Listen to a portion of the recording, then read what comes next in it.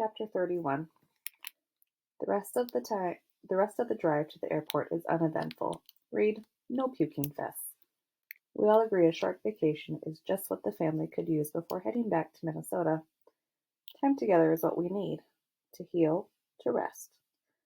Actually, it's the destination that Judy has been haranguing us forever to visit. San Francisco, to be exact. California, here we come. San Francisco, here we come. I'll show you all the sights where I grew up, Judy whistles. Says, I'm trying so hard to be respectful of my elders, but hey, it's a work in progress. Bear has to sit next to me on the plane. It keeps asking everyone around us for their puke bag. It's his new collection. Vomit contraptions. Of course, my dad is amused by this because he thinks it means his son is following in his footsteps, a career in medicine. I say that it could also mean he has a future in garbage collection, but that didn't fly so well. Our first few days in San Francisco are great. Judy shows us her row house on a crazy steep hill that she grew up in. Bear makes us all go to Madame Tussauds Wax Museum. It's actually kind of kitschy. We walk around Fisherman's Wharf and take pictures of the sea lions sunning themselves on the docks.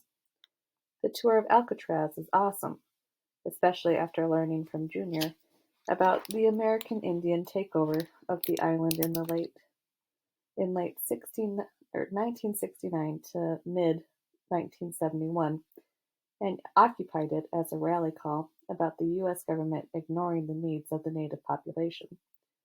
See, I listen. Sometimes. Seriously, read about it. In a way, I understand how those prisoners felt locked up in a tiny cell, only looking out at the world. But now I'm not hiding behind anything anymore. I feel a little freer. On the last day, we rent some bikes and ride along the San Francisco Bay. There's a park along the west end that's a picturesque spot for a picnic. Dad is a bit out of shape, so he practically collapses onto our blanket when we stop to eat. Judy, ever the tour guide, is explaining everything we can see. Now, kids, look out over there. The fast-moving currents are called the Golden Gate Straits, and if you look back towards the wharf, you can make out Alcatraz, and there, she points, is the Golden Gate Bridge. Bear, spitting chunks of his sandwich everywhere, asks, So what's on the other side of the bridge? Well, let's see. It connects San Francisco to Marin County.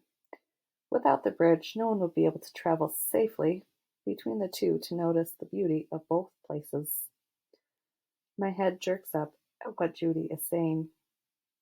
It's not just her sibilant S sounds calling birds everywhere, but I'm listening intently now, too. Before that bridge went up, people had to stay on their own side. It was too difficult to cross over, so people just gazed across to a place they could never access. OMG, that's it, that's it! I run over to Judy and kiss her on the cheek. Do you guys see? I yell while pointing. The Golden Gate is a bridge. My family looks at me as if I'm crazy. That's what little Nezzy was asking me the night before she died. Don't you remember me telling you about that? She asked me, what's with the Golden Gate? Except what she was really asking was, what's with the Golden Gate? They're still not following. My dad feels my forehead, checking to see if I have a fever. I'm on a roll, though. The Golden Gate, as in the bridge. I have to catch them up on my whole Indian family gift of seeing hazy visions and asking questions of people to help pinpoint the one area in life where they're not being true to themselves or can't see themselves. I guess Nezzy had this gift too then. She always saw the one area in my life that I refused or couldn't see, and it was holding me back from being who I meant to be in life. And I, again, point to the bridge. Bear asks, So, like, she meant you're as cold as steel? Sigh. Brothers, will they ever learn? No. See, the bridge. Like Judy said, it connects two separate worlds. I'm the bridge. Before I always felt like a ping pong ball where nobody wanted me on their side, hovering between multiple worlds, never resting in any of them. I'll probably always feel that way, but it's who I'm meant to be. Get it? I'm the one who needed to see both sides, especially my Native American side and the white side. It's the two sides of me. And like the Golden Gate Bridge, I don't ever really get to stay on either side, but get to travel everywhere in between. My family just stares at me.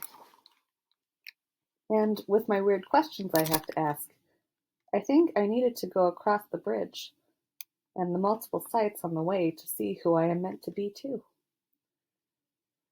Dad just looks at me and draws me into a bear hug. Oh, Apple, your mother would have been so proud of you. We, he nods to Judy, are so proud of you. Turning to Judy and pointing above us, I ask, Hey, Judes, what are those birds called flying around the bay again? Sorry, I had to do it. Seagulls, you silly. Wink, wink, birds beware. Little Nezzy, I will never forget you. I will most likely always be in the middle, but there are good things in the middle. The center of a Twinkie, the middle of a Tootsie Pop, the jewel found in an oyster, the middle of a good book you never want to end, the middle of an apology when you feel your heart melt with forgiveness. Yep, I decide all things worthwhile are found in the middle, which is why I've decided it's the only place for me, Apple, in the middle, to be.